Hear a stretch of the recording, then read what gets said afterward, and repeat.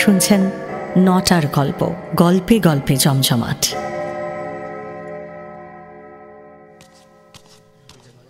এই হতচ্ছাড়া, বেরিয়ে আয়, বেরিয়ে আয় বলছি, বেরিয়ে আয়। আবার ঘরে ঢুকে বসে থাকা হচ্ছে, যেন কিচ্ছুটি জানে না। বেরিয়ে আয় বলছি, বেরিয়ে আয়। আগে কথা, পেন নাম হই বাবা ঠাকুর। সকাল সকাল ব্রাহ্মণের দর্শন, পেন নাম হই ঠাকুর। পেন নাম হই? তোর পেন নামের ধার আমি ধারি না, বুঝেছিস? ওই যে ওই ছুরিটা তোর বোন, সে কি কাণ্ড করেছে জানিস না তুই? ছি ছি ছি ছি ছি। আমি তো কিছু বুঝতে পারছি না। ছোট লোকের বেটা, এত পাপ ধম্মে সইবে? তোদের ছায়া মারানো পাপ। নেহাত গ্রামে থেকে এই অনাচার সহ্য করতে পারি না, তাই একটা হেস্তনেস্ত করতে আসা। কিসের হেস্তনেস্তর কথা বলছেন কর্তা? বুঝতে পারছিস না তাই না? নিজের বিধবা কুলোটা বোনকে ফিরিয়ে নিয়ে এসে এই গ্রামে তুলেছিস তুই, আর বলছিস কিচ্ছু বুঝতে পারছিস না। ওই মেয়েটাকে যেখান থেকে এনেছিলি সেখানে ফেরত দিয়ে আয়, নয়তো এর ফল খুব খারাপ হবে, এই আমি বলে দিলুম। আমাকে ক্ষমা করবেন কর্তা, আপনার এই হুকুমটা আমি মানতে পারবো না। কি মানতে পারবো না? মানেটা কি? দেখো সুবল, দেখো সাহসটা একবার দেখো। যত বড় মুখ নয় তত বড় কথা। জানিস এর ফল কি হবে? জানি কর্তা, আমি সব জানি। জানো? তবু বোনকে সরাতে পারবো না। কোথায় সরাবো বলুন? বাপ মা কেউ নেই, আমি ছাড়া ওর কেউই নেই। যে চুলোয় পারিস দিয়ে আয়, তা না হলে আমাকে মেরে ফেলবেন। কি আর বলবো কর্তা, আপনারা আমাদের মা বাপ, মেরে ফেলুন দাদা। তবু গৌরীকে কাজ ছাড়া করতে পারবো না। ওনারা তো ঠিকই বলছেন, কেন তুমি আমার জন্য এসব সহ্য করবে? আমি বড়। তুই আবার এসবের মধ্যে এলি কেন? যা ঘরে যা, আমি কথা বলছি তো নাকি। শোন, নিজের ভালো চাইলে এখনো সময় আছে। তোর বোনকে বিদে করে প্রায়শ্চিত্তটা করে নে। মা মরা বোনকে জলে ফেলে দিয়ে প্রায়শ্চিত্ত করব না কর্তা, না। আপনারা বরং শাস্তি দিন, মাথা পেতে নেব। কি ছোট জাত হয়ে এত তেজ তোর? তবে শুনে রাখ, আজ থেকে এই গ্রামে তোর ধোপা নাপিত মুদি সব বন্ধ। তুই এক ঘরে হলি, এক ঘরে। দেখি দেখি এবার তুই কি করিস। এই চলে এসো, চলে এসো তোমরা এই ছোট লোকটার ঘরে, আর এক মুহূর্ত নয়, চলে এসো। চলো দেখি। যত সর্বনাশ আমাদের গ্রামেই হয় গো। মরুক, তা তো শুনবে নাই আমাদের। থাকো এক ঘরে থাকো, বুঝবে তাইলে কত ধরে কত চাল। দাদা, দাদা, এটা তুমি কি করলে দাদা? আমার পাপের ফল তুমি ভুগবে কেন? আমাকে ছেড়ে দাও দাদা, আমাকে ছেড়ে দাও। একটা দড়ি কলসি ঠিক জুটে যাবে আমার। গৌরী, খবরদার এসব কথার মুখেও আনবি না। এক কাজ করব না, তাড়াতাড়ি জিনিসপত্র বাঁধা ছাঁধা করে নে। কাল সকালে আলো ফোটার আগেই বেরিয়ে পড়ব। কোথায় যাব দাদা? দেখি না, ভগবান কিছু ঠিক জুটিয়ে দেবেন। তো তোকে ছাড়তে পারবো না রে, কিছুতেই না।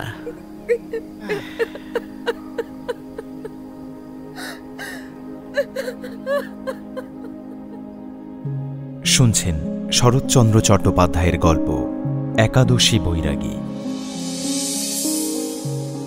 গ্রামের নাম কালীদহ। 2-10 ঘর কায়েত বাগদি ছাড়া এই গ্রামে বামুনের সংখ্যাই বেশি। এখানে থাকার মধ্যে আছে একটা জরাজীর্ণ স্কুল। গ্রামের ছেলেপুলেরা সেখানেই পড়াশোনা শেষ করেছে। তারপরে তারা আর এগোনোর সুযোগ পায়নি, এগোয়েও নি। স্কুলে তারা কি শিখেছে জানা নেই, তবে আপাতত বাপ ঠাকুরদার শেখানো সন্ধানিক করা ছেড়ে দিয়েছে তারা। 10 আনা 6 আনা চুল ছেঁটে হয় সকাল সন্ধে গ্রামের চণ্ডীমণ্ডপে আড্ডা দিচ্ছে, নয়তো মাঠে বল পিটিয়ে বেড়াচ্ছে। কালীদহ নামেই অজপাড়া গাঁ, চেহারার দিকে দেখলে কিন্তু মোটেও সেটা মনে হয় না। এখানকার ছেলে ছোকরাদের মধ্যে শহরের বাবুয়ানির ছোঁয়া লেগেছে পুরো দমে। অপূর্ব মুখুজ্জে এই গ্রামেরই ছেলে। গ্রামের স্কুলে পড়া শেষ হবার পরে বাবা গোপাল মুখুজ্জে ছেলেকে কলকাতায় পড়তে পাঠিয়েছে। অপূর্বর মাথাটাও কিন্তু বেশ সাফ, রেজাল্টে বরাবর ওপরের দিকেই থাকে তার নাম। কলকাতার মেসে বছর 5-6 কাটিয়ে অনার্সটা বেশ ভালোই উতরেছে অপূর্ব। কিন্তু শহরে এসে বাবুয়ানির চেয়ে অন্য একটা জটিল ব্যাপারে মেতে উঠেছে সে। অবশ্য মেতেছে বলাটা ভুল, এখন এটাই অপূর্বর ধ্যান জ্ঞান। কলকাতা শহরের সনাতনী সভার বেশ ডাকসাইটের সদস্য সে। ইংরেজি জানা ছেলে ছোকরার দল এই সনাতনী সভাকে অবশ্য টিকিধারী সভা বলে ব্যঙ্গ করে, কিন্তু অপূর্বর সামনে সে কথা বলার সাহস তাদের কারোর নেই। হ্যাঁ, অপূর্বরও টিকি আছে, নিজের চেয়ে টিকির যত্নটাই বেশি করে সে। আপাতত সেই টিকির ভূমিকাকে আরও জোরদার করে তুলতে সনাতনীর সান্ধ্যবাসরে যাবে বলে মেসের দরজায় এসে দাঁড়িয়ে আছে অপূর্ব, একটা টাঙার অপেক্ষায়। টাঙ্গা, এই টাঙ্গা, দাঁড়াও দাঁড়াও। आइए बाबू आइए, किधर जाना है आपको? আরে দাঁড়াও না বাবা, বলছি। দেখি তোমার দরজাটা খোলো তো। आइए जनाब आइए, तशरीफ लाइए। আরে নিকুচি করেছে তশরিফ। আগে গঙ্গা জল ছিটিয়ে নিতে হবে। কত অজাত কুজাতকে এনে গাড়িতে বসাচ্ছ কে জানে। বেধর্মের লোক যত সব। गंगा मैया प्रणाम प्रणाम करते हैं। हाँ आप गंगा मैया के पास चलोगे बाबू? चलिए चलिए मैं लेके जाता हूँ। আরে ধুর বেটা খোট্টা, আমি গঙ্গার ধারে যাব না, গঙ্গা জল ছেটাবো। এই হলো, খোল খোল, সামনে দরজাটা খোল দেখি। जी बाबू जी जी आइए। হ্যাঁ, আরে আরে করিস কি? আমার জামা ধুতিতে কিন্তু তোর ওই নোংরা লাঠিটা লাগাবি না, খবরদার। जी जी जी आइए। শোন, আমি শ্যামবাজার যাব, চল বাবা একটু তাড়াতাড়ি নিয়ে চল। তোর চক্করে পড়ে কতটা দেরি হয়ে গেল বলতো। जी बाबू जी। এই হলো অপূর্ব। গঙ্গা জল, তুলসী পাতা, টিকি, ঘণ্টা, পাঁজি টাঁজি নিয়ে একেবারে গোড়া ধার্মিক। পেটে ইংরেজি ঢুকলে হবে কি, সেই সঙ্গে সনাতনী বিদ্যেটাও ভালো রকম জায়গা দখল করে আছে, হয়তো ইংরেজি থেকে একটু বেশি। এই বিদ্যেটা তার ধ্যান জ্ঞান বললেও কম বলা হয়। সুযোগ পেলেই সে ধর্মসভায় আসা যাওয়া করে। এখন তেমনই একটা সভার দরজায় এসে নামলো অপূর্ব। থাম থাম থাম থাম। হ্যাঁ, এই নে 6 আনা। আরে কি করছিস কি বাবা? হাতটা একটু নিচে নামা না বাবু, ছুঁয়ে দিবি যে। এখন আর গঙ্গা জল ছিটোতে পারবো না, একে দেরি হয়ে গেছে দেখছিস। নে। শুক্রিয়া বাবুজি। আরে এসো ভাইয়া এসো, এত দেরি করলে যে।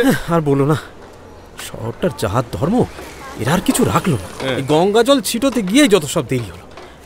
যাই হোক, এই বাচস্পতি মশাইয়ের বক্তৃতা হয়ে গেছে নাকি? আরে না না, এই সবে শুরু হয়েছে। যাক বাবা, ভাগ্যিস, আর একটু হলেই। যাকে চলো চলো চলো চলো। তা যা বলছিলাম, ব্রাহ্মণ, এই ব্রাহ্মণ শব্দটা এসেছে ব্রহ্ম থেকে। যিনি ব্রহ্মকে জানেন তাকেই ব্রাহ্মণ বলে। ব্রাহ্মণ হলেন সকলের চেয়ে শ্রেষ্ঠ, মানুষকে তিনি জ্ঞান দান করেন। ব্রাহ্মণকেই সচল ঈশ্বর বলে পূজা করা যায়। হিন্দু শাস্ত্র অর্থাৎ বেদে একমাত্র ব্রাহ্মণেরই অধিকার আছে। তিনি ভিন্ন অন্য আর কেউ এই বেদ স্পর্শ করতে পারবে না। 3 বেলা গীতা পাঠ আর আহ্নিক না করলে। এই বাচস্পতি মশাইকেই গুরু বলে মানে অপূর্ব। যেখানে তার বক্তৃতা থাকে সেখানেই ছোটে সে। হিন্দু ধর্ম আর ব্রাহ্মণের কীর্তির কথা শুনতে শুনতে আপন মনে টিকি আর পৈতেতে হাত বোলায় অপূর্ব। গায়ত্রী মন্ত্রটাও একবার মনে মনে ঝালিয়ে নেয় সে। না, ভাবে এবার তাকে লক্ষ্য ছুঁতেই হবে। দেশের সমস্ত ব্রাহ্মণদের আবার ব্রহ্মতেজে জ্বালিয়ে তুলতে হবে। কিন্তু দেশটা যে অনেক বড়, আগে বরং নিজের গ্রাম দিয়েই শুরু করা যাক। এ কথা ভাবতে ভাবতে একদিন কালীদহে এসে পৌঁছল অপূর্ব। সন্ধ্যাহ্নিক, গায়ত্রী পাঠ, টিকি পৈতের বিজ্ঞানসম্মত উপকারিতা ইত্যাদি বিষয়ে এমন বক্তৃতা দিতে আরম্ভ করল যে বাবুছাট চুলের কালীদহ একেবারে অবাক হয়ে গেল। কলকাতা ফেরত ছেলের মুখে এ কি কথা! শম্ভুখুড়োর সঙ্গে চণ্ডীমণ্ডপে দেখা হতেই অপূর্বর টিকিখানা দেখে খুড়ো তো একেবারে তাজ্জব হয়ে গেলেন। বললেন, তা বাবা অপূর্ব, তোমার মতো কলকাতার ছেলের মাথায় এই এত বড় টিকি, এই দৃশ্য তো আমি আশাও করিনি বাবা। তা থাকবে না, 100 বার থাকবে। বুঝলে খুড়ো, আমাদের হিন্দু ধর্মে যা কিছু আছে সেগুলোর সত্যি কোনো জবাব নেই। হ্যাঁ, এই যে টিকি, হ্যাঁ, এর পিছনে কতটা বিজ্ঞান আছে সেটা তুমি জানো? ঠিক ঠিক ঠিকই তো। আরে আমাদের পূর্বপুরুষেরা তো আর এমনি এমনি এসব নিয়ম করে যাননি। তা নয় তো কি, সন্ধানিক যে শরীরের কত উপকার করে সে কথা যদি সবাই জানতো তবে কি আর এই অধঃপতন দেখতে হতো নাকি? একদম। যাই হোক, অনেক কাজ পড়ে আছে, আজ আসি খুড়ো। এসো বাবা, এসো এসো। সত্যি গোপাল মুকুজ্জের বরাত বটে। মা কমলার যেমন সৌভাগ্য, সন্তান জন্মেছেও তেমনই। না হলে আজকালকার দিনে এতগুলো ইংরেজি পাশ করেও এই বয়সে ধর্মে এমন মতিগতি কটা দেখা যায় শুনি। সত্যি অপূর্বর এই প্রবল সনাতন ধর্মপ্রচারের ফল হলো এই যে কিছুদিনের মধ্যেই ছেলেদের টিকি থেকে আরম্ভ করে সন্ধানিক, একাদশী, পূর্ণিমা ও গঙ্গা স্নানের ঘটায় বাড়ির মেয়েরাও হার মানল। হিন্দু ধর্মের পুনরুদ্ধার, দেশোদ্ধার ইত্যাদির জল্পনায় কল্পনায় যুবক মহলে একেবারে হৈ হৈ পড়ে গেল। সুতরাং দেশের মধ্যে অপূর্ব একটা অপূর্ব বস্তু হয়ে উঠল। তার হিন্দু ধর্ম প্রচারণী, ধূমপান নিবারণী ও দুর্নীতি দলনী, এই তিনটি সভার আস্ফালনে গ্রামে চাষাভূষার দল পর্যন্ত সন্ত্রস্ত হয়ে উঠল। একদিন এমনই গ্রাম জ্বালানো সভা শেষ করে বাড়িতে ফিরছিল অপূর্বর দল। মাঝপথে বিপিন বলল, কাণ্ড শুনেছিস অপূর্ব? ও পাড়ার 5 কোটি তেওর তাড়ি খেয়ে তার বউকে গতকাল খুব মেরেছে। ছোট জাতগুলোর এই এক সমস্যা। হ্যাঁ রে, এরা কিছুতেই শুধরবে না। তাই আর বলছি কি, দিন দিন এদের আস্পর্ধা বেড়েই যাচ্ছে। আরে ওই তো সেদিন রাতে ভগা ওই কাওড়া বিল থেকে মাছ ধরে বাড়ি ফিরছিল। আমি ওই একই পথে ফিরছিলাম। ব্যাটা কি করলো জানিস? কি করলো? সাংঘাতিক কিছু করেছে নাকি অবিনাশ? সাংঘাতিক বলে সাংঘাতিক। কি? গাঁজার ঝোঁকে বিদ্যাসুন্দরের মালিনীর গান ধরলো। ভাবা যায়? ভাবতে পারিস? বাবা, ছোট লোকগুলো সাহস দেখলে নিজেকে সামলাতে পারি না, দিয়েছি মেরে নাক থেকে রক্ত বার করে। ঠিক করেছিস, বেশ করেছিস, ঠিক করেছিস অবিনাশ, ঠিক করেছিস। এইভাবেই এদের পথে আনতে হবে, বুঝলি? হ্যাঁ, তাহলে আমরা কি করেছি শোন। এই এখন তোর এখানে আসছি, পথে দেখি দুর্গাডোমের বেটা, একটা হাঁটুর বয়সী ছেলে, সে কিনা বিড়ি খেতে খেতে মাঠে যাচ্ছে। বলিস কি? বেটাকে ধরে দিয়েছি ওরই বিড়ি চেপে, ফোসকা না ওঠা পর্যন্ত ছাড়িনি। দারুণ দারুণ কাজ করেছিস রে বিপিন, দারুণ দারুণ। তোদের হবে, বুঝলি? তোরাই পারবি হিন্দু ধর্মকে রক্ষা করতে। চল চল, এখন ওই 5 কোটির ব্যাপারটা একটু দেখে আসি। চল চল চল। হ্যাঁ চল চল চল। 5 কোটির বাড়িতে সদল বলে হাজির হলো অপূর্ব। তাকে এমন শাসন করল যে পরের দিন 5 কোটির স্ত্রী তার স্বামীকে নিয়ে সেই যে বাপের বাড়ি পালালো তার আর দেখা মিলল না। কালীদহ গ্রামে এখন সনাতনী সভা ফুলে ফলে একেবারে ভরভরন্ত হয়ে উঠেছে। সেদিন তাদের আগামী কর্মকাণ্ড নিয়ে নিজের বাড়ির বৈঠকখানায় একটা মিটিং ডেকেছিল অপূর্ব। কথায় কথায় লাইব্রেরির প্রসঙ্গ উঠল মানে অপূর্বই তুলল। দেখ ভাই, শুধু শাসন করলেই হবে না, ছেলেগুলোকে শিক্ষা দিতে গেলে কিছু বইপত্রের খুব দরকার, বুঝলি? হ্যাঁ, ঠিক কথা বলেছিস অপূর্ব। ঠিকই। তাদের পড়াশোনায় ফেরাতে না পারলে আমাদের চেষ্টা সবটা মাটি হয়ে যাবে। কিন্তু পড়বে কোথায় শুনি? কেন? আমাদের স্কুলের লাইব্রেরি আছে কি করতে? ব্যাটাগুলো তো তার ধারও মারায় না। তুই যে কি বলিস, তুই নিজে গেছিস সেখানে? সেখানে কি আছে জানিস? শশীভূষণের 1.5খানা মানচিত্র আর বঙ্কিমের 2.5খানা উপন্যাস ছাড়া আর কিচ্ছু নেই, বুঝলি? ঠিক, বিপিন ঠিক বলেছে। লাইব্রেরিটায় আমিও গিয়েছিলাম। ওটা একটা লাইব্রেরি? হ্যাঁ, ছেলেরা কেন যাবে ওখানে? কি পাবে? শোন অবিনাশ, ওই লাইব্রেরিটার খোল নলচে বদলাতেই হবে। একদম, নইলে এই কালীদহের আকাল কোনোদিনও কাটবে না। একদম ঠিক কথা, মিলিয়ে নিস। কিন্তু তার জন্য তো অনেক টাকা লাগবে অপূর্ব।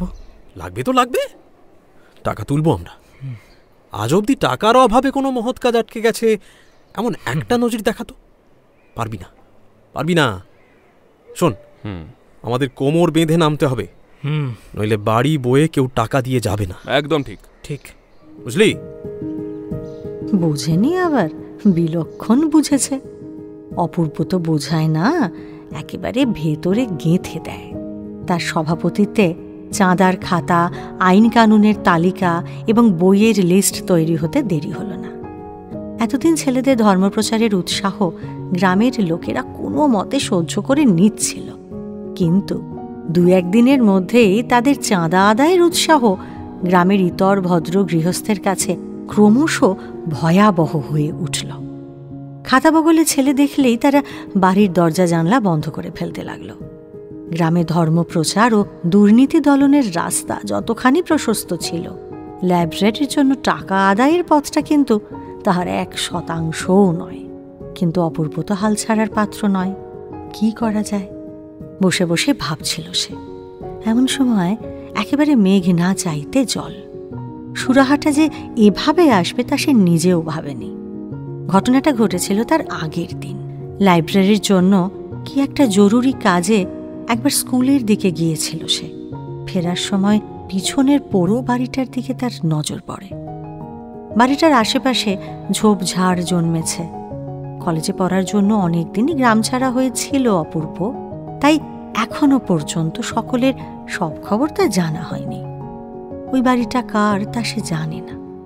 লাইব্রেরির কথা আনমনে ভাবতে ভাবতে সেই বাড়িটার কথা মনে পড়ল তার। অবিনাশকে জিজ্ঞাসা করল, আরে অবিনাশ, বলছিলাম ওই স্কুলের পেছন দিকটায় ওই পোড়ো বাড়িটা কার রে? কাউকে তো ওখানে দেখাও যায় না, ঝোপঝাড় জন্মে গেছে দেখলাম। সে কি রে, শহরে থেকে সব ভুলে গেলি নাকি রে? তুই জানিস না যে ওই বাড়িটা একাদশী বৈরাগীর? সেটা আবার কি? আগে নাম শুনেছি বলে তো মনে হচ্ছে না। আরে লোকটাকে তো বছর 10 আগে এক ঘরে করা হয়েছিল। কি যেন একটা খুব খারাপ কাজ করেছিল, বুঝলি? মনে পড়ছে না। তখনই নামটাও বদলে ফেলেছিল। তা লোকটা থাকে কোথায় এখন? অবস্থা কেমন? যদ্দূর জানি লোকটা বারুইপুরের ওখানে কোথাও একটা থাকে। এই তো এখান থেকে ক্রোশ 2 রাস্তা। লোকটা নাকি টাকার কুমির। টাকার কুমির? সামাজিক কদাচার? তাহলে তো কেল্লা ফতে। এই ব্যাটাই লাইব্রেরির অর্ধেক ভার বইবে, আর তা যদি না হয় তাহলে তাহলে সেখানেও ধোপা, নাপিত, মুদি সব বন্ধ। আরে বারুইপুরের জমিদার তো আমার দিদির মামা শ্বশুর। বাহ, এ তো দারুণ কথা বললি রে। চ লোকটার কাছে যাই। হ্যাঁ, সে তো যাবই। একটা মোটা টাকা আদায় করে আনতেই হবে। চল। ছেলেরা মেতে উঠল এবং অবিলম্বে ডোনেশনের খাতায় বৈরাগীর নামের পিছনে একটা মস্ত অঙ্ক লেখা হয়ে গেল। ঠিক হলো, হয় একাদশীর কাছে টাকা আদায় করা হবে, নয়তো অপূর্ব তার দিদির মামা শ্বশুরকে বলে বারুইপুরেও একাদশীর ধোপা নাপিত বন্ধ করবে। এ খবর পেয়ে গ্রামের রসিক চাটুর্যে তো বেজায় খুশি। যেচে এসে অপূর্বর দলকে পরামর্শ দিলেন তিনি। অপূর্ব, এই একাদশীকে কিন্তু সহজে ছেড়ো না, কেমন? বেশ একটু মোটা টাকা বাগিয়ে নিও। আর যদি না দেয় তাহলে ওই পাপিষ্ঠ এই গ্রামে তার বসত ভিটেটা কি করে রাখে সেটা আমরা দেখে নেব। হ্যাঁ, আপনার সঙ্গে ওই একাদশীর চেনা জানা আছে নাকি খুড়ো? কি যে বলো তুমি! আরে ওর নাম শুনলেও পাপ হয়। এই তো এই বছর 2 আগে একবার এইদিকে এসেছিল ওই বেটা। তা বাড়ি ঘরে তো শেয়াল কুকুর চড়ে বেড়াচ্ছে, দেখেছো সেটা? হ্যাঁ, তা দেখেছি বই কি। দোষের মধ্যে শুধু বলেছিলাম তোমার ভিটের একটা অংশ আমাকে দাও, আমার ওই বাগানটার সঙ্গে একটু জুড়ে নেই। আরে বলেছিলাম নগদে দামও দেব। সে আবাগির পো কি বামুন টামুন মানে নাকি? হ্যাঁ, কি বললো সে? বেটা সেদিকে সরেশ কি বললো জানা? এমন অনুমতি করবেন না ঠাকুরমশাই। ওই 1 ফোঁটা জমির বদলে ব্রাহ্মণের কাছে দাম নিতে আমি কিছুতেই পারবো না। ব্রাহ্মণের সেবায় লাগবে, এ তো আমার 7 পুরুষের ভাগ্য। তা তো ঠিক। সত্যি একাদশী, তোমার মতো ভক্তি শ্রদ্ধা যদি বাকিরা করতে পারত। সে যাই হোক, আশীর্বাদ করি তোমার সুবুদ্ধি বজায় থাকুক। কিন্তু এমনি আমার পোড়া অদৃষ্ট ঠাকুরমশাই, যে 7 পুরুষের ভিটে আমার কিছুতেই হাতছাড়া করবার জো নেই। বাবা মরণকালে মাথা দিব্যি দিয়ে বলে গিয়েছিলেন, খেতেও যদি না পাস বাবা, বাস্তু ভিটে কখনো ছাড়িস নে, কখনো ছাড়িস নে। এবার তুমি বলো অপূর্ব, ছোট লোকের এই তেজ কি সহ্য করা যায়? যাও বা একটু যাতে উঠতিস, আমি বললে টুললে হয়তো ধোপা নাপিত জুটতো, তা না আবাগির বেটা। না না, তোমরা ওকে মোটেই রেয়াত করো না, বুঝলে? ওর টাকা বরং সৎ কাজে যাক, যা পারো এই সময় বাগিয়ে নাও। আপনি নিশ্চিন্তে থাকুন খুড়ো, ওই একাদশীকে আমরা কিছুতেই ছাড়বো না। সে বিশ্বাস তোমার ওপর আছে আমার। এই ঘটনার দিন 5 পরে একদিন সকালবেলা দুর্গা দুর্গা করে দলবল নিয়ে বেরিয়ে পড়ল অপূর্ব। রাস্তা তো বড় কম নয়, পাক্কা 2 ক্রোশ, তাই এই পথটা তারা হেঁটেই এসেছে। লোকজনকে জিজ্ঞাসা করে ঘেমে নিয়ে একাদশীর বাড়িতে এসে হাজির হলো তারা। বাড়িটি মাটির, কিন্তু পরিষ্কার পরিচ্ছন্ন, দেখলে মনে হয় লক্ষ্মীশ্রী আছে। অপূর্ব কিংবা তার দলের আর কেউ একাদশীকে আগে কখনো দেখেনি, সুতরাং চণ্ডীমণ্ডপে পা দিয়েই তাদের মন বিতৃষ্ণায় ভরে গেল। এ লোক টাকার কুমিরই হোক আর হাঙরই হোক, লাইব্রেরিতে যে একটা পয়সাও সে দেবে না, সে কথা বেশ বুঝে গেল অপূর্ব। একাদশীর পেশা হলো সুদের বিনিময়ে টাকা ধার দেওয়া। বয়স 50-এর ওপর গিয়েছে, সমস্ত দেহ যেমন শীর্ণ তেমনই শুকনো, গলায় তুলসীর মালা, দাড়ি গোঁফ কামানো, মুখের দিকে তাকালে মনে হয় না যে কোথাও এতটুকু এর শরীরে বা মনে রসকস আছে। নিজের সমস্ত মনুষ্যত্বকে নিংড়ে বিসর্জন দিয়ে মহাজন হয়ে বসে আছে সে। তার শুধু চেহারা দেখেই মনে মনে দমে গেল অপূর্ব। লম্বা দাওয়ার ওপর ঢালা বিছানা, মাঝখানে একাদশী বসে আছে। তার সামনে একটা কাঠের হাত বাক্স এবং এক পাশে থাক দেওয়া হিসেবের খাতাপত্র। একজন বৃদ্ধ গোছের গোমস্তা খালি গায়ে পৈতের গোছা গলায় ঝুলিয়ে স্লেটের ওপর সুদের হিসেব করছে, এবং সামনে পাশে বারান্দায় খুঁটির আড়ালে নানা বয়সের নানা অবস্থার মহিলা পুরুষ নানা দিকে ম্লান মুখে বসে আছে। কেউ ঋণ দিতে, কেউ সুদ দিতে, কেউ বা শুধু সময় ভিক্ষা করতে এসেছে। কিন্তু ঋণ পরিশোধের জন্য কেউ যে বসেছিল তা কারোর মুখ দেখে মনে হলো না। হঠাৎ কয়েকজন অপরিচিত ভদ্র সন্তানকে দেখে অবাক হয়ে তাকালো একাদশী। স্লেটখানা রেখে দিয়ে গোমস্তা জিজ্ঞাসা করল, কোত্থেকে আসছেন? কালীদহ থেকে। আপনার কোন জাত মশাই? আমরা সবাই ব্রাহ্মণ। আপনারা ব্রাহ্মণ? আরে আরে, কি সৌভাগ্য, কি সৌভাগ্য। হ্যাঁ, পেন নাম হই বাবারা। বসতে আজ্ঞা হোক। বসুন বসুন বসুন।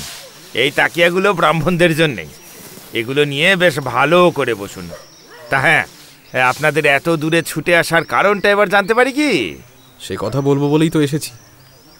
বলছিলাম কি, আমাদের গ্রামের স্কুলে একটা লাইব্রেরি আছে, জানেন তো? ওটাই গোটা গ্রামের মধ্যে একমাত্র লাইব্রেরি। ওটার এবার সংস্কার করার প্রয়োজন। গ্রামেও চাঁদা তুলছি আমরা, তা আপনিও যদি কিছু চাঁদা দেন তাহলে লাইব্রেরির উপকারিতা সম্বন্ধে সামান্য একটু ভূমিকা করে চাঁদার কথা পারতে গিয়ে অপূর্ব দেখল একাদশীর ঘাড় আর একদিকে ফিরে গিয়েছে। চণ্ডীমণ্ডপের খুঁটির আড়ালে বসে থাকা মহিলাটিকে সম্বোধন করে সে বলছে, তুমি কি খেপে গেলে হারুর মা? সুদ তো হয়েছে করলে 7 টাকা 2 আনা। যদি 2 আনাই ছাড় করে নেবে, তার চেয়ে আমার গলায় পা দিয়ে জিভ বের করে মেরে ফেলো না কেন? না কর্তা, না, 2 আনা ছাড় না দিলে আমি যে মরে যাবো কর্তা, এমন করবেন না। হারুর মা, এভাবে হয় না, এভাবে হয় না। এর আগের বারও তুমি... না না কর্তা, আগের বার আমি পাই পয়সা সব মিটিয়ে দিয়েছি, 1 আনা পয়সাও বাকি নেই। শুধু শুধু এইবারেরটা আমাকে... বলছিলাম, তা আমাদের লাইব্রেরির কথাটা? হ্যাঁ হ্যাঁ, এই যে শুনি। হ্যাঁ রে নফর, তুই তো আমাকে মাথায় পা দিয়ে ডুবোতে চাস রে। হ্যাঁ, সে 2 টাকা এখনো শোধ দিলি নে, আর 1 টাকা চাইতে এসেছিস কোন লজ্জায় শুনি? হ্যাঁ, বলি সুদ টুদ কিছু এনেছিস? এই যে বাবু, ট্যাঁকে 1 আনা পয়সা, এই যে। বলিস কি রে, মুটে 1 আনা? 3 মাস হয়ে গেল যে রে, আর 2 পয়সা কই? আর নেই কর্তা, হাটের ওই রসিক ধারার হাতে পায়ে পড়ে কত কষ্ট করে এই 4টি পয়সা ধার করে আনছি। বাকি 2 পয়সা আসছে হাটবারেই দিয়ে যাব। ও তাই বুঝি? তা দেখি তোর ওদিকে ট্যাগটা দেখি। এ কি বলছেন কর্তা? 2 পয়সার জন্য কি আর আমি মিছে কথা কইছি কর্তা? হ্যাঁ, যে শালা পয়সা এনেও তোমাদের ঠকায় তার মুখে পোকা পড়ুক, এই বলে দিলুম। তুই 4টে পয়সা ধার করে আনতে পারলি, আর 2 এমনি ধার করে আনতে পারলি না? হ্যাঁ, আপনি বিশ্বাস করছেন না কর্তা? মুখে পোকা পড়ুক, পোকা পড়ুক, মুখে পোকা পড়ুক। আরে আচ্ছা লোক তো আপনি, আমাদের সেই কখন থেকে বসিয়ে রেখেছেন, কথা টথা শুনবেন তো নাকি? আরে বাবা, খাতির যত্ন তো কম হলো না, বলি কাজের কথাটা হোক এবার। হ্যাঁ হ্যাঁ, এই যে শুনি। আরে পরাণ, নফরার কাছাটা একবার খুলে দেখ তো রে, পয়সা 2 বাঁধা আছে কিনা। পরাণ উঠে আসতেই নফর রাগ করে তার কাছার খুঁটে বাঁধা পয়সা 2 খুলে একাদশীর সামনে ছুঁড়ে ফেলে দিল। একাদশী এই বেয়াদুপিতে কিন্তু একটুও রাগ করল না। গম্ভীর মুখে পয়সা 6টা বাক্সে তুলে রেখে গোমস্তাকে বলল, ঘোষাল মশাই, নফরার নামে সুদ আদায় জমা করে নেন। হ্যাঁ রে, 1 টাকা কি আবার করবি রে?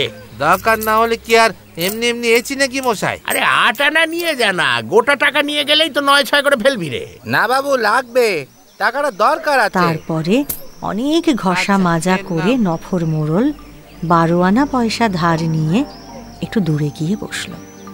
এদিকে অপূর্বর দল বিরক্তির একেবারে শেষ সীমায় পৌঁছে গেছে। তখন নেহাত অন্য গ্রাম বলে ভদ্রতাটা বজায় রেখেছে। কালীদহ হলে এতক্ষণে খণ্ডযুদ্ধ বেঁধে যেত, কিন্তু বেলা যে চরচর করে বাড়ছে, আবার 2 ক্রোশ পথ পায়ে হেঁটে তাদের ফিরতে হবে। আর তো দেরি করা যায় না। অপূর্বর সঙ্গী অনাথ এবার চাঁদার খাতাটা একাদশীর সামনে ঝপ করে ফেলে দিয়ে বলল, যা দেবেন দিয়ে দিন তো মশাই, আমরা আর দেরি করতে পারছি না। অনেকক্ষণ ধরে আপনার ধানাই পানাই শুনছে, এবার টাকাটা দিন তো, আমাদের যেতে হবে। তা খাতাটা একটু দেখতে পারি? আরে দেখার জন্যই তো দিলাম, না হলে কি ওটা সাজিয়ে রেখেছে? তা তো বটেই, তা তো বটেই। আরে এতক্ষণ ধরে কি দেখছেন বলুন তো, যা দেওয়ার দিন না মশাই, মেলা ঝামেলা করছেন আপনি। তা বাবারা দেখছেন তো, আমি বুড়ো শুড়ো মানুষ, আমার কাছে আবার চাঁদা কেন? বুড়ো মানুষ টাকা দেবে না তো কি ছোট ছেলে টাকা দেবে? তারা পাবে কোথায় শুনি? স্কুল তো হয়েছে 20-25 বছর, কই এতদিন তো কেউ লাইব্রেরির কথা তোলেনি বাপু। তা যাক, এ তো আর মন্দ কাজ নয়, আমার গায়ে ছেলেরাই পড়বে তো। কি বলো ঘোষাল মশাই?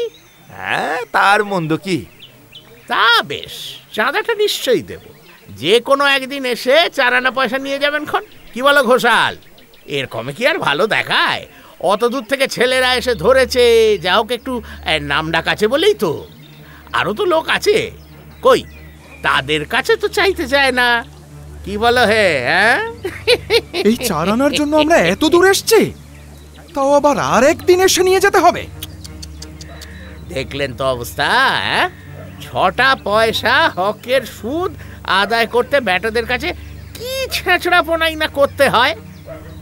তাই এ পাটটা বিক্রি হয়ে না গেলে আর চাঁদা দেবার সুবিধে দেখছি না বোধহয়। আচ্ছা, এখানেও ধোপা নাপিত বন্ধ হলে তবে সুবিধা হবে বুঝি? বেটা পিশাচ সর্বাঙ্গে ছিটে ফোঁটা কেটে যা থারিয়ে বোষ্টম হয়েছেন না, হ্যাঁ, বোষ্টমগিরি বের করে দেবো একেবারে। বারুইপুরের রাখাল দাস বাবু আমাদের কুটুম, মনে থাকে যেন বৈরাগী। গরিবের রক্ত শুষে সুদ খাওয়া তোমার বার করব, তবে ছাড়ব। এই অভাবনীয় কাণ্ডে হতবুদ্ধি হয়ে তাকিয়ে রইল একাদশী। কালীদহের ছেলেদের হঠাৎ এত রাগের কারণ সে কিছুতেই বুঝতে পারল না। বুড়োর লাঞ্ছনায় উপস্থিত সকলেই কিন্তু মনে মনে তখন নির্মল আনন্দ উপভোগ করছে। তাদের মুখের ভাব লক্ষ্য করে বিপিন উৎসাহিত হয়ে চোখ টিপে বলে উঠল,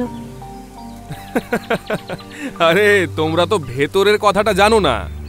এই লোকটা আমাদের গাঁয়ের, একে আমরা হাড়ে হাড়ে চিনি, এর ঠিকুজি কুলুজি সব জানি আমরা। কি গো বুড়ো, আমাদের গায়ে কেন তোমার ধোপা নাপতে বন্ধ হয়েছিল বলবো? আমার হাড় জল করা পয়সাটা কেমন শুষে নিল, দেখলেন তো আপনি? এখন এই বুড়োর ব্যাপারটাও একটু শুনে যায়, বুঝলেন? খুলে বলুন তো বাবু মশাই। ব্যাপারটা যে কি তা ওনাকে জিজ্ঞেস করো না। এই যে গলায় কুণ্ঠি পরে বৈষ্ণব সেজে বসে আছে, সে তো জাত বৈষ্ণব নয় হে। কি বলছেন আপনি? রাম রাম রাম রাম, বলেন কি কর্তা? তবে আর বলছি কি, ও বেটা জাতে সদগোপ। রাম রাম রাম রাম। তাই সদগোপকে বৈষ্ণব সেজে নিজের গ্রাম ছেড়ে এখানে পালিয়ে আসতে হলো কেন, সেটা নিজের মুখে একটু বলুক দেখি। কি বলছেন? মুখ নামিয়ে বসেছিল একাদশী। মুখানা তার কালো হয়ে গেছে। একাদশী যে বিশেষ কিছু বলার নেই তা গোমস্তা ঘোষাল বাবু জানেন, নফরপরাণরাও জানে, কারণ কানাঘুষ সবই কানে এসে পৌঁছয় সবার। আর খবর উড়ে আসার পথে 2 ক্রোশ দূরত্বটা কিছুই নয়। কালীদহের সব খবর রাখে তারা। এই সুদখোর লোকটাকেও হাড়ে হাড়ে চেনে, শুধু গৌরীর সম্মানে তারা কিছু বলতে পারে না। আর গৌরীর কথাটা যখন উঠলই, তখন একেবারে শুরু থেকে শুরু করা যাক। গৌরী হলো একাদশীর সৎ বোন। সংসারে তার নিজের বলতে কেউ ছিল না। এই বোনটিকেই একাদশী ছোট থেকে কোলে পিঠে করে মানুষ করেছিল। বোনটাকে সে বড্ড ভালোবাসত। গৌরী বিবাহযোগ্যা হলে তার ঘটা করে বিয়েও দিয়েছিল সে। তবে কপালের ফেরে অল্প বয়সে বিধবা হয় গৌরী। স্বামীর মৃত্যুর খবর শুনে বোনের শ্বশুর বাড়িতে যেতেই সমাজের সমস্ত গঞ্জনা যেন গৌরীর কান্না হয়ে ঝরে পড়ল। দাদা, দিদি, দাদা গো, আমার সঙ্গে এমন হতে হলো দাদা।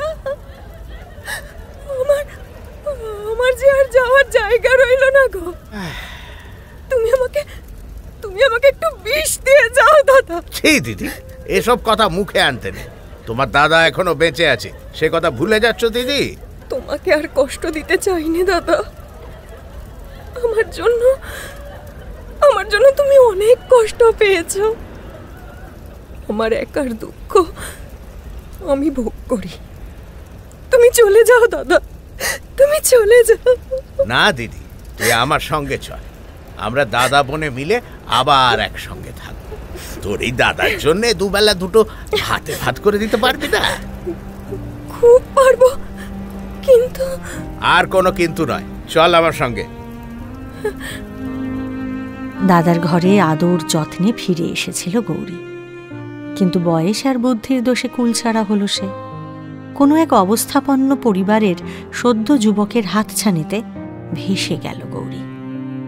যৌবনের তাড়না রুখতে পারেনি সে। দাদার ভালোবাসা, সম্মান, পরিবার সব ভেসে গেল।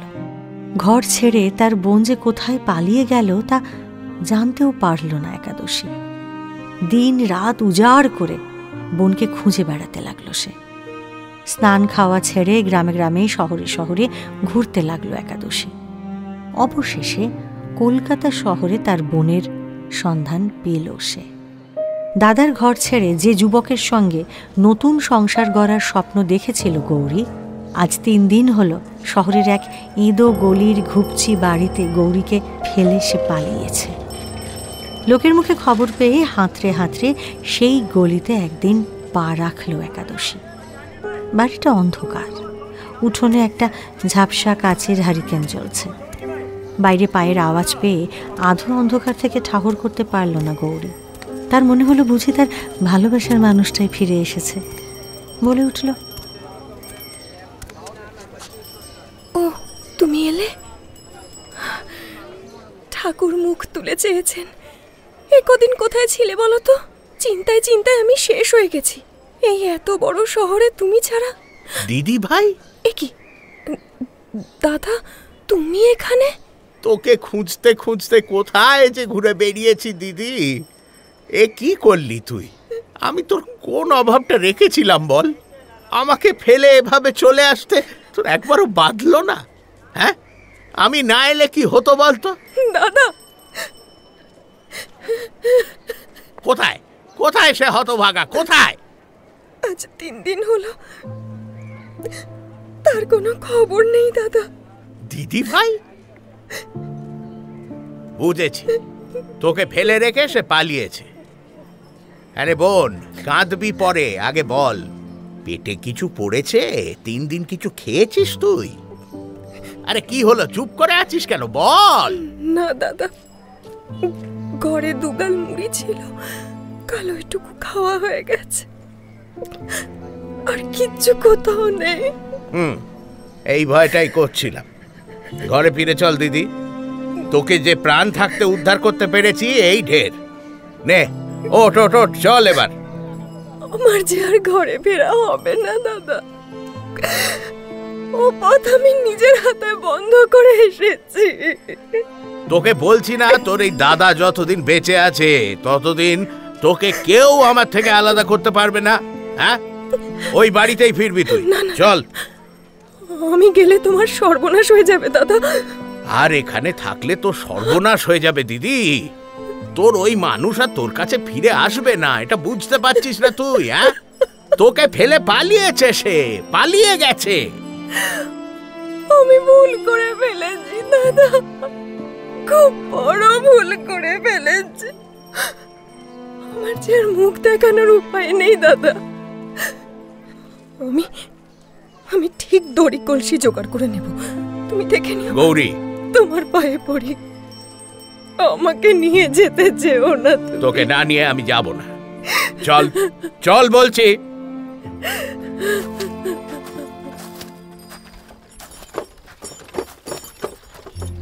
গৌরীকে নিয়ে গ্রামে ফিরতেই একেবারে রই রই কাণ্ড পড়ে গেল। প্রথমে শাসানি, তারপরে ধোপা নাপিত বন্ধ।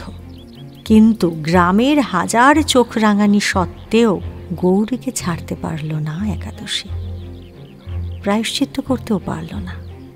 অগত্যা ভাই বোনে তাদের বসত ভিটে ছেড়ে বেরিয়ে যেতে বাধ্য হল। নিরুপায় একাদশী ভেক ধরে বৈষ্ণব হয়ে এই বারুইপুরে পালিয়ে এলো। বিপিনের কথা শুনতে শুনতে সেই লজ্জার অতীতটা যেন আরো একবার চোখের সামনে ভেসে উঠল তার। লজ্জায় ভয়ে একেবারে জড়সড় হয়ে গেল একাদশী। লজ্জা তার নিজের নয়, ছোট বোনটার জন্য সে একেবারে তটস্থ হয়ে রইল। প্রথম যৌবনের ক্ষতটা আজও তেমন টাটকা আছে। আজও রাতের পর রাত ঘুমোয় না গৌরী। সে জানে তার ঘরে শুয়ে নিঃশব্দে কাঁদে তার বোন। একাদশী সব টের পায়, তারও ঘুম আসে না। পাছে বিন্দুমাত্র ইঙ্গিত তার কানে গিয়ে সে ব্যথা আরও বাড়িয়ে তোলে, এই আশঙ্কায় বিবর্ণ মুখে তাকিয়ে রইল একাদশী। তার সেই সকরুণ দৃষ্টির নীরব মিনতি আর কারো চোখে পড়ল না, দেখল শুধু অপূর্ব। কিন্তু সে তার কারণ জানে না। অমন সুদখোর পিশাচের সেই কাতর দৃষ্টি দেখে বিস্ময়ে অবাক হয়ে গেল সে। কিন্তু বিপিনের সেদিকে হুঁশ নেই, তার মাথা তখন জ্বলছে। আমরা কি ভিখিরি যে 2 ক্রোশ পথ হেঁটে এই রৌদ্রে 4 গন্ডা পয়সা ভিক্ষা চাইতে এসেছি? তাও আবার আজ নয়। লোকের রক্ত শুষে সুদ খাও বুড়ো, মনে করেছো জোঁকের গায়ে জোঁক বসে না? আমি এখানে যদি না তোমার হাঁড়ির হাল করি, তাহলে আমার নাম বিপিন ভট্টাচার্যই নয়। শোন না বিপিন। আরে চলে আয় অপূর্ব, আর কিছু শোনা নেই, চল চল। বেলা 11টা বেজে গিয়েছিল। এতটা পথ হেঁটে এসে অপূর্বর অত্যন্ত তেষ্টা পেয়েছে। একাদশীর কাজের লোককে কিছুক্ষণ আগেই সে জল আনতে বলেছিল। তারপর কলহ বিবাদে সে কথা আর মনে ছিল না। কিন্তু এক হাতে জল, অন্য হাতে রেকাবিতে গুটি কয়েক বাতাসা নিয়ে একটি 27-28 বছরের বিধবা মেয়ে পাশের দরজা ঠেলে ভিতরে এসে ঢুকতেই তার জল চাওয়ার কথা মনে পড়ল। এই মেয়েই হলো গৌরী। হলপ করে বুঝল অপূর্ব। একে কিছুতেই ছোট জাতের মেয়ে বলে মনে হয় না। পরনে গরদের কাপড়, স্নানের পর বোধহয় আহ্নিক করতে বসেছিল। ব্রাহ্মণ জল চেয়েছে শুনে সে আহ্নিক ফেলে ছুটে এসেছে। মৃদুস্বরে বলল, আপনাদের মধ্যে কে জল চেয়েছিলেন যেন? পাটের শাড়ি পরে এলেই বুঝি তোমার হাতে জল খাবো আমরা? অপূর্ব, ইনি সেই বিদ্যেধরী হে। চোখের নিমেষে মেয়েটির হাত থেকে বাতাসার রেকাবিটা ঝনাত করে নিচে পড়ে গেল।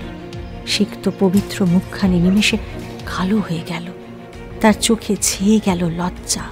সেই লজ্জা দেখে অপূর্ব নিজেই যেন লজ্জায় মরে গেল। এবার রাগের চোটে বিপিনকে একটা কনুইয়ের গুঁতো মেরে বলল, এসব কি বাতরামি হচ্ছে রে?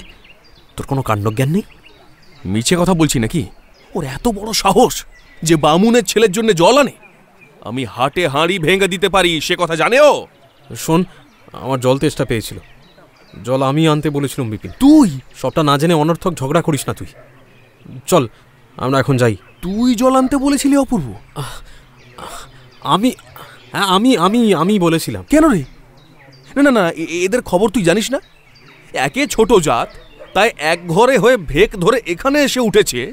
আচ্ছা বলি বলি বলি বলি এই গায়ে কি বামুন নেই নাকি যে এই কুলোটার কাছে জল চাইতে গেলি? হ্যাঁ?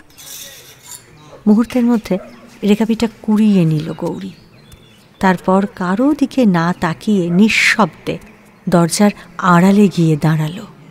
সেখান থেকেই বলল, দাদা, এরা যে কিসের চাঁদা নিতে এসেছিলেন, তুমি দিয়েছ?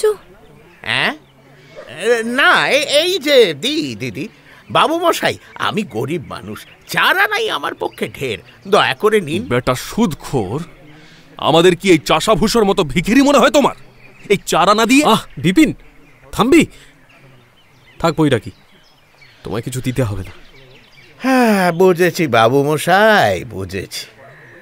এ হলো কি আপনার রাগের কথা, কি আর করা যাবে, কলিকাল কলিকাল। বাগে পেলে কেউ কি কারো ঘাড় ভাঙতে ছাড়ে? দাও ঘোষাল মশাই, 5 ঘন্টা পয়সাই খাতায় খরচ লেখো। কি আর করবে বলো?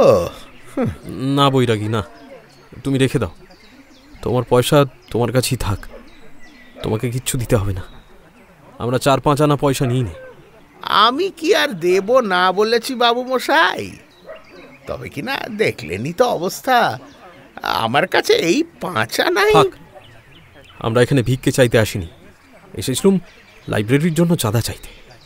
তোমার 5 আনা তোমার কাছেই রাখো, আর নিজের ঘাড় ভাঙতে হবে না। আমরা চললুম। কি জানি কেন অপূর্ব ভেবেছিল এই 5 আনা দিতে চাওয়ার জন্য ঘরের ভিতর থেকে অন্তত একটা প্রতিবাদের সুর ভেসে আসবে। তার আঁচলের শেষটুকু তখনও দেখা যাচ্ছিল, কিন্তু সে কোনো কথা বলল না। যাওয়ার আগে অপূর্বর মনে ক্ষোভ ঝরে পড়ল। নিচু গলায় সে বলল, এরা সত্যিই ছোট মনের মানুষ। 5 আনা পয়সার বেশি এদের দান করার মতন মানসিকতাই নেই। পয়সাই এদের প্রাণ, পয়সাই এদের হাড় মাংস। পয়সার জন্য এরা করতে পারে না এমন কোনো কাজ সংসারে নেই। মানে এখানে আসাটাই আমার ভুল হয়েছে। আগে বাবু কিছু বলছেন? না না, তোমাকে না, নিজেকে বলছি। চল হে বিপিন, এই চল অনাথ, এবার আমরা যাই, অনেক বেলা হলো। অপূর্ব সদল বলে উঠে দাঁড়াতেই একটা বছর 10 ছেলের দিকে অনাথের নজর পড়ল। ছেলেটার গলায় উত্তরীয়, বোধহয় পিতৃবিয়োগ ঘটে থাকবে। তার বিধবা মা বারান্দায় খুঁটির আড়ালে বসেছিল। অনাথ আশ্চর্য হয়ে জিজ্ঞাসা করল, আরে পুঁটে, তুই একা একা এখানে কি করছিস? ওই তো, ওই যে ওখানে আমার মা বসে আছে। কি করব বাবা ঠাকুর, আমাদের অনেক টাকা যে ওর কাছে জমা আছে। কথাটা শুনে সকলেই বিস্মিত ও কৌতূহলী হয়ে উঠল। এর শেষ পর্যন্ত কি দাঁড়ায় তা দেখার জন্য অপূর্বর আকণ্ঠ পিপাসা সত্ত্বেও বিপিনের হাত ধরে বসে পড়ল সে। বাচ্চা ছেলেটাকে না আগলালে তার পাপ হবে। অনাথও দাঁড়িয়ে গেল সেখানে। একাদশী তখন ছেলেটিকে জিজ্ঞাসা করছে, তোমার নামটা কি বাবা, বাড়ি কোথায়? আমার নাম শশধর, বাড়ি ওদের গায়ে, কালীদহে।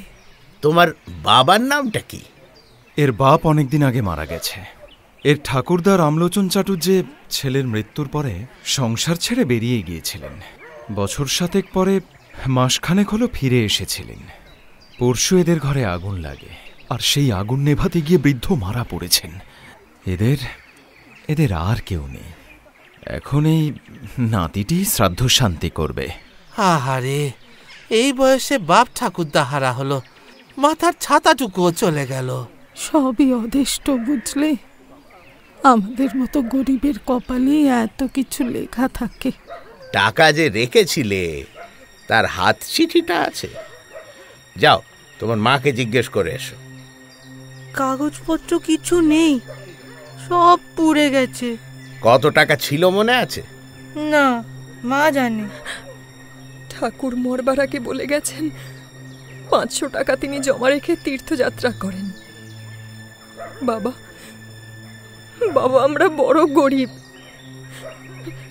সব টাকা না দাও, কিছু আমাদের ভিক্ষে দাও, নইলে নইলে যে মা ছেলেতে মিলে না খেতে পেয়ে মরবো। কি হে ঘোষাল মশাই, তুমি চুপ করে আছো যে বড়? তোমার কিছু মনে টনে আছে নাকি? হ্যাঁ বাবু, মনে আছে মনে আছে। এই যে বলি, ও পুটের মা, তোমাদের কেউ সাক্ষী টাক্ষী আছে? না বাবু, আমরাও জানতাম না। ঠাকুর গোপনে টাকা জমা রেখে বেরিয়ে গিয়েছিলেন। শুধু কাঁদলেই তো হয় না বাপু, এসব টাকা কড়ির কাণ্ড যে। সাক্ষী নেই, হাত চিঠি নেই, তাহলে কিভাবে টাকা পাবে বলো দেখি? আমাদের উপর দয়া করুন বাবা, কিছু অন্তত ভিক্ষা দিন। আপনি সাহায্য না করলে যে গলায় দড়ি দেওয়া ছাড়া আর কোনো উপায় থাকবে না। শোনো ঘোষাল, আমার মনে হচ্ছে এরা ঠিক কথাই বলছে। 500 টাকা জমা রেখে আর নেয়নি এমন কে আছে দেখো দেখি। তুমি একবার পুরনো খাতাগুলো খুঁজে দেখো, কিছু লেখা টেখা আছে নাকি। এত বেলায় ভূতের ব্যাগার খাটতে যাবে বাপু? সাক্ষী নেই, রসিদপত্র নেই, ওদিকে আবার রসিদপত্র নেই বলে কি ব্রাহ্মণের টাকাটা ডুবে যাবে নাকি? পুরনো খাতা দেখুন। আপনি না পারেন আমাকে দিন, আমি দেখে দিচ্ছি। আসলে কত বছর হয়ে গেল মা, এতদিনের খাতা খুঁজে বের করা তো সোজা নয়। খাতাপত্রের বান্ডিল, তার জমা যদি থাকে পাওয়া যাবে বই কি। তুমি বাছা কেঁদো না, হকের টাকা হয়তো পাবে বই কি। আচ্ছা, এই কাল একবার আমার বাড়ি যেও, হ্যাঁ, সব কথা জিজ্ঞাসা করে খাতা দেখে বার করে দেবো। হ্যাঁ, আজ এত বেলায় তো আর হবে না। আচ্ছা বাবা, কাল সকালেই আপনার ওখানে যাব। হ্যাঁ যেও মা, তাই যেও। না, আজ তবে উঠি। হ্যাঁ, ঘোষাল মশাই ঘাড় নেড়ে সামনে খোলা খাতা সেদিনের মতো বন্ধ করে ফেললেন। কিন্তু জিজ্ঞাসাবাদের ছলে বিধবাকে বাড়িতে ডাকার অর্থ সবার কাছেই সুস্পষ্ট ছিল। এমন সময় দরজার আড়াল থেকে গৌরী বলল, 8 বছর আগে। তাহলে আপনি একবার 1301 সালের খাতাটা খুলে দেখুন তো টাকা জমা আছে কিনা। এত তাড়াতাড়ি কিসের মা? বেশ তো, আমাকে দিন, আমি দেখে দিচ্ছি। ব্রাহ্মণের মেয়ে 2 ক্রোশ হেঁটে এসেছেন, আবার 2 ক্রোশ হেঁটে এই রৌদ্রের মধ্যে বাড়ি ফিরবেন। কাল আবার আপনার কাছে আসবেন। না না, এত হাঙ্গামায় কাজ কি ঘোষাল কাকা? দিন, আমাকে দিন খাতাটা। সত্যি তো ঘোষাল মশাই, ব্রাহ্মণের মেয়েকে মিছি মিছি হাঁটানো কি ভালো? বাপরে, দাও দাও, চটপট দেখে দাও। দাদা আর বোনের কথা শুনে গোমস্তা ঘোষালের চোখে মুখে রাগ ফুটে উঠলেও কিচ্ছু বলতে পারলেন না তিনি। তার কঠিন মুখটা কিন্তু অপূর্বর চোখ এড়ালো না। উঠে গিয়ে পাশের ঘর থেকে 1301 সালের খাতাখানা বের করে আনলেন। মিনিট 10 পাতা উল্টে হঠাৎ ভয়ানক খুশি হবার ভান করে বলে উঠলেন,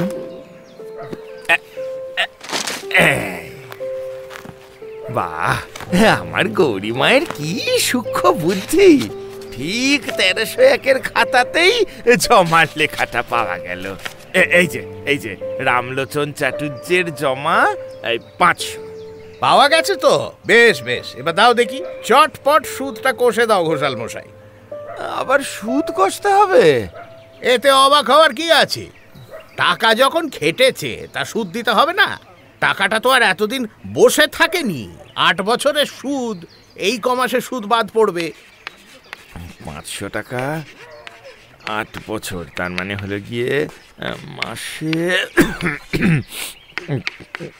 হ্যাঁ, তাই সুদ আসল মিলিয়ে প্রায় ওই 750 টাকা হয়েছে।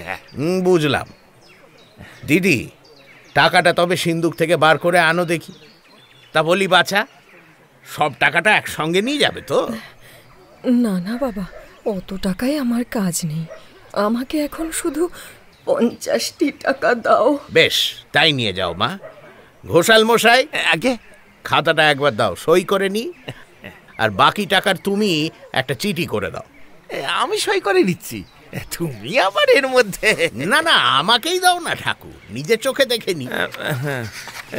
এই যে, এই নাও। ঘোষাল মশাই, এই যে একজোড়া আসল মুক্ত ব্রাহ্মণের নামে জমা রয়েছে। আমি জানি কি না, ঠাকুর মশাই আমাদের সব সময় চোখে দেখতে পায় না, আসলে বয়স হয়েছে তো। একাদশীর শ্লেষটা গোমস্তা ঘোষালের যথেষ্ট গায়ে লেগেছে। তারপর আবার তার দিকে চেয়ে একটা ব্যঙ্গের হাসি হাসল একাদশী। এতজন লোকের সামনে মনিবের সেই ব্যঙ্গোক্তিতে ঘোষালের মুখ কালো হয়ে গেল। সমস্ত কাজ মিটিয়ে সঙ্গীদের নিয়ে এবার বেরিয়ে পড়ল অপূর্ব। এই গরমের মধ্যে আবার পাক্কা 2 ক্রোশ ফিরতে হবে তাদের। বিপিন আর অনাথ সমানই কথা বলছে, একাদশীর মুন্ডপাত করে চলেছে তারা, কিন্তু অপূর্ব একেবারে চুপ। তার হাঁটার গতিটাও কেমন ঢিমে হয়ে এসেছে। মনের মধ্যে তোলপাড় চলছে তার, কারো কথাই এখন কানে ঢুকছে না। একাদশীর গোমস্তা ঘোষাল তাদের সঙ্গেই ছিল। কিছু দূর যেতেই ঘোষাল সবিনয়ে ডাক দিয়ে বলল, ও মশাইরা, ওই যে ওই সামনেই আমার ঘর, দয়া করে আসতে আজ্ঞা হোক। গরিবের ঘরে অন্তত একটু গুড় দিয়েও জল যদি খেয়ে যেতেন। কিছু বলছেন? এই বলছি যে, এই দুপুর রোদে খালি পেটে এতটা দূর যাবেন, একটু জল বাতাসা খেয়ে যান। ওই যে ওই নারকেল গাছটার পাশেই আমার ঘর। আসুন আসুন, এই ঠিক আছে, হ্যাঁ হ্যাঁ চলুন। ওহ, তেষ্টায় একেবারে ছাতি ফেটে যাচ্ছে। আরে অপূর্ব, একটু জিরিয়ে তারপর রওনা দেব। আসুন বাবারা, আসুন আসুন আসুন। ওই ওই ছোট লোক বেটার আসপদ্দা দেখলেন? হারামজাদার 16 পুরুষের ভাগ্যি যে আপনাদের মতো ব্রাহ্মণ সন্তানদের পায়ের ধুলো পড়েছে। বেটা পিচেস কিনা 5 ঘন্টা পয়সা দিয়ে ভিখারি বিদায় করতে চাইছে। ছি ছি ছি ছি। আরে 2 দিন সবুর করুন না, ওর সব আসপদ্দা ফুটো হয়ে যাবে। বেটা কি কম শয়তান? মহাপাপী, ওর পাপের কোনো শেষ নেই, বুঝলেন? হ্যাঁ, যা বলেছেন। দাঁড়ান না, এখানেও ওর ধোপা নাপিত সব বন্ধ করে দেবো আমরা। তখন দেখি ওর এই গুমর কোথায় থাকে। তাই করুন, তাই করুন। এই এলাকার জমিদার রাখাল বাবু আমাদের কুটুম ঘোষাল মশাই, দেখুন না ওই বিটকেল বৈরাগীর কি হাল করি আমরা। আমি হলাম গিয়ে ব্রাহ্মণ, দুবেলা সন্ধ্যা আহ্নিক না করে জলগ্রহণ করি নে। 2 মুক্তর জন্য কি রকম অপমানটা দুপুরবেলা আমাকে করলে, তার নিজে চোখে দেখলেনি তো আপনারা। ব্যাটার ভালো হবে? কখনো না। ওর ভালো হতে দিচ্ছে কে? আর সে বেটির কথা কি বলবো, যাকে ছুলে গঙ্গা নাইতে হয় সে কিনা বামুনের ছেলের তেষ্টার জল নিয়ে আসে। ছি ছি ছি ছি। টাকার গুমরটা কিরকম হয়েছে একবার ভেবে দেখুন। এই গুমর আর বেশি দিন থাকবে না ঘোষাল মশাই, থাকবে না। আপনি মিলিয়ে নেবেন আমার কথা। আমাদের হাতে পায়ে ধরে যদি ক্ষমা না চেয়েছে, তো আমার নামও অনাথ নয়। মাথার উপর রোদের তপ্ত তেজ, পায়ের নিচের মাটিটাও কম তাতেনি।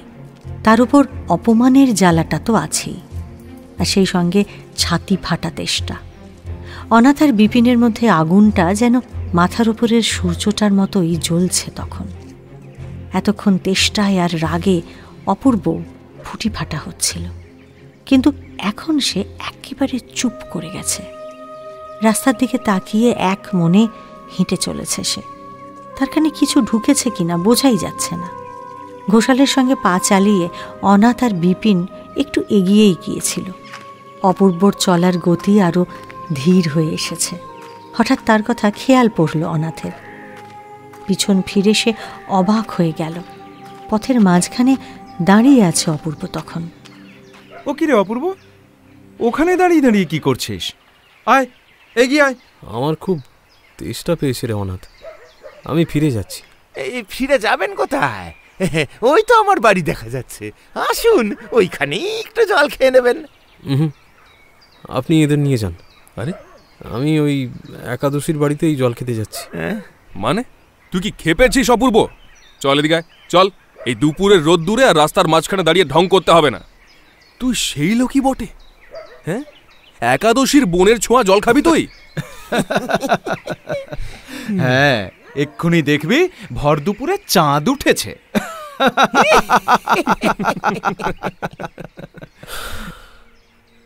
সত্যিই আমি একাদশীর বাড়িতে যাব।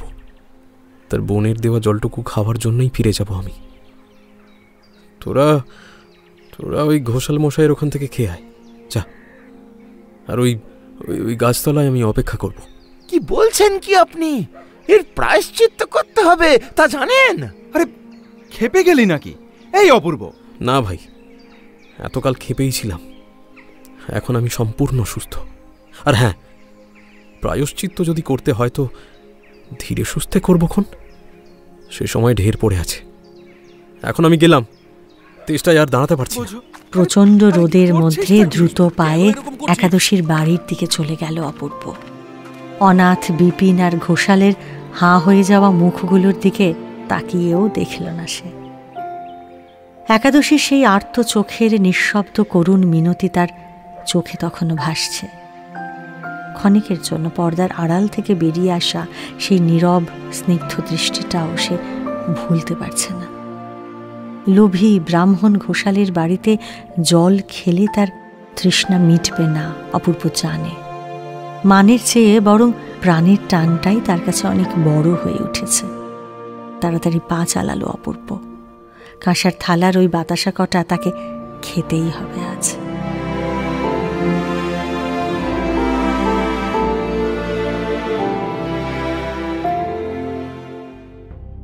শুনলেন শরৎচন্দ্র চট্টোপাধ্যায়ের গল্প একাদশী বৈরাগী। আজকের প্রশ্ন, গৌরীর কথা শুনে কোন সালের হিসেবের খাতা বার করলেন ঘোষাল মশাই? গত সপ্তাহের মৃত্যুপুরী গল্পের প্রশ্ন ছিল, গরুর গাড়িতে চড়ে কোথায় পালাচ্ছিল মোহিতলাল? প্রথম 10 জন সঠিক উত্তরদাতা হলেন রাজা শেখ, মানবী ঘোষ, উমা পাল, উদিতা বৈতালিক, অপর্ণা হালদার, লালী ভৌমিক, শাশ্বতী নাজির, বীণা মিত্র, ধ্রুব মণ্ডল ও সোমনাথ মণ্ডল। নটার গল্প, গল্পে গল্পে জমজমাট। আমাদের এই চ্যানেলটি শেয়ার ও সাবস্ক্রাইব করুন। বেল আইকন প্রেস করতে ভুলবেন না কিন্তু।